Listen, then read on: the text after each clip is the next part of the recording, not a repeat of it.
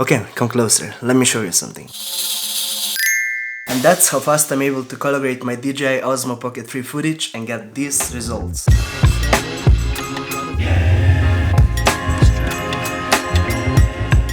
But don't worry, I'm not just another YouTuber trying to sell you my one-click color-grade preset. This video is not sponsored. That aside, make sure you stick till the end of the video, because I'm gonna share a neat trick that I learned recently that gives you footage that extra pop that we're all searching for. So without wasting any more time, let's get straight into it. Okay, let me first open the color grading preset that I always use and explain what's going on, and then we're gonna go and build it from scratch. If you're new to DaVinci, each of the rectangles that you see here are called nodes, and each one of them holds an adjustment. When connected, they form the final look of the image. The connected detail is worth pointing out because the order of nodes actually matters quite a lot. So as you can see, I organized these nodes in two sections to keep everything clean and easy to access. On the left, I have all the basic adjustment nodes, for example exposure, white balance, saturation, and here on the right I have the conversion and look nodes. I know the structure might look pretty complex, but I promise it's not. It'll all make sense once I break it down. Okay, let's start on the left side. I call this the look and conversion section because here we're actually doing two things. One, converting D-Log and footage into Rec 709, and number two, we're applying the creative look if we want to. So let's demystify this crazy structure. What you're seeing here is basically every single LUT that comes with Phantom LUTs package for DJI Osmo Pocket 3. I have talked about Phantom LUTs before, but to catch everyone on speed, Phantom LUTs are basically utility and creative LUTs. Basically, they're converting your Pocket 3 footage into the right color space, and on top of that, giving you a bit of that aerial Exa flavor. Unfortunately, these LUTs are paid LUTs, but I can highly recommend them. I was really contemplating about purchasing them, but then I started thinking, hey, if I have a solution that makes me edit faster, get professional results every single time, I think it's worth my investment. And again, without any bias or commissions, I can now safely say that they're 100% worth it. I'm gonna leave the link down below so you can check it after the video if you're interested. So as you can see, I have 5 parallel nodes in the stack here. Each of the nodes holds one LUT from the LUT pack that I purchased. I have them arranged this way so I can quickly browse and change the look of the footage instead of going to the menu every time and picking the LUT separately. So usually I use either Neutral or Jamaica. These two are my favorite and I find that they cover most of my footage. I use the shortcut Command D to quickly switch between them, and I always make sure that I have only one parallel node engaged. But for now, let's focus on the left side where all the crucial adjustments are made before the footage is even fed for the conversion look. Remember, you have to imagine that your footage is a signal which always travels from point A to point B. And in DaVinci, that's always from left to right. We want to make sure that all the basic adjustments are done before the actual conversion, because that's actually where the footage has all the initial headroom. Okay, so let's create the first serial node using Option S on the keyboard, and let's rename it to Exposure. In this node, we're gonna make all the exposure adjustments using the Curve tool. I like to create 3 nodes on the curve, and then I adjust the footage accordingly. The left side controls the darker areas, and the right side controls the brighter areas of the footage. Usually I find a slight S-curve creates the optimal look. By the way, the same adjustments can be made using the color wheels, I just prefer to use the curve tool. So next node, again Option S, is the white balance node. And obviously we're gonna name it white balance. Here I like to keep it simple and I just use the temperature slider. Sometimes I use the color wheels if I want to add more cool tones to the shadows and a bit of warmth to the highlights, just to create a bit more color contrast. And the third node, again Option S, I call the color management node. In this node I usually modify the hue of some colors if necessary. For example, sometimes the blues in the sky are shifted way too much towards cyan, so I come here and I just adjust it.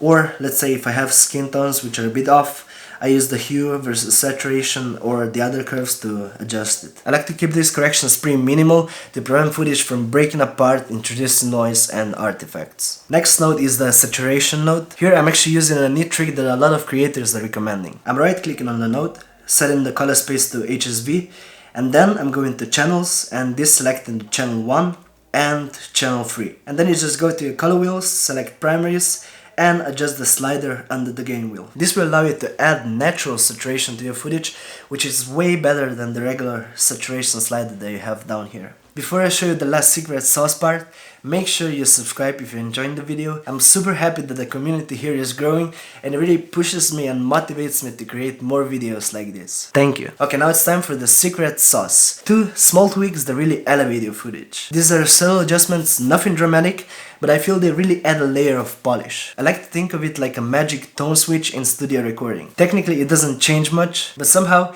everything just feels better. You don't have to fully understand the analogy. Once you see it in action, it's gonna all make sense. So let's try it. First, let's create another serial node here, option S. We're gonna call it contrast boost node. As the name suggests, this node is gonna serve us as a simple contrast boost node. So let's open our curves and let's create a single node on the bottom third of our curve. And now let's pull down on this node just a tiny bit. This is gonna darken our shadows just a slight bit and introduce a subtle contrast to our image. See, if we engage and disengage by pressing the Command D shortcut, it changes the image just slightly, and sometimes that's all you need to turn your footage from good to perfect. Next trick that I'm gonna show you I learned from Gaku. He has a bunch of amazing tutorials on his YouTube channel, so I'm gonna link it down below so you can check it out after the video. So let's create another serial node by clicking option S, and we're gonna call it warmth boost. Let's go again to our tone curve. We're not making any new nodes. First, before doing anything, we're gonna click the link button so we can unlink the separate curves for different channels. And now we have access to all of the curves separately for RGB channels. First we engage the red channel, and now all we do is slightly drag the top node down. Just slightly. Now we select the green channel and we do basically the same.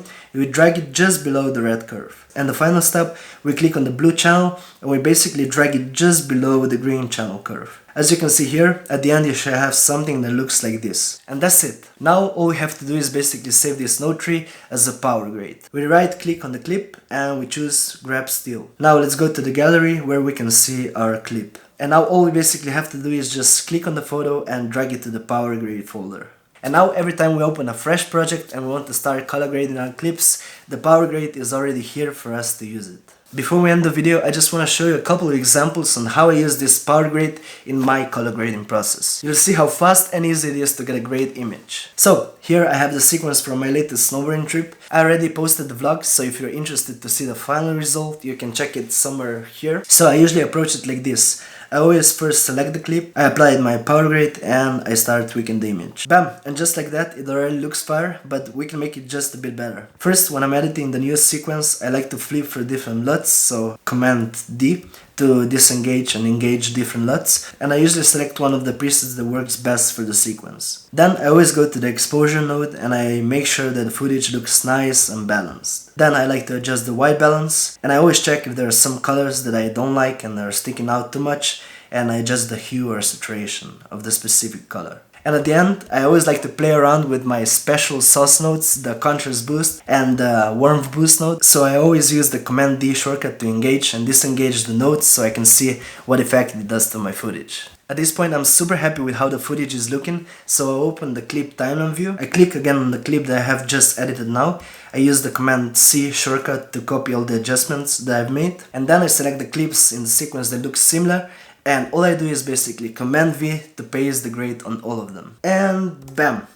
That saved us so much time already. Now all I'll do is basically go through the individual clips and see if the exposure and white balance needs to be adjusted. But usually I do not complicate this process that much. And that's basically almost the end of the video. Now I'm gonna show you some of my favorite clips that I filmed with DJI Osmo Pocket 3 and graded with the exact same process. Thanks for watching, I hope you enjoyed the video and you found it useful, and make sure you comment down below if you have any additional tips that I might have missed in this video or I have not included, so we can all create better footage with DJI Osmo Pocket 3. Bye!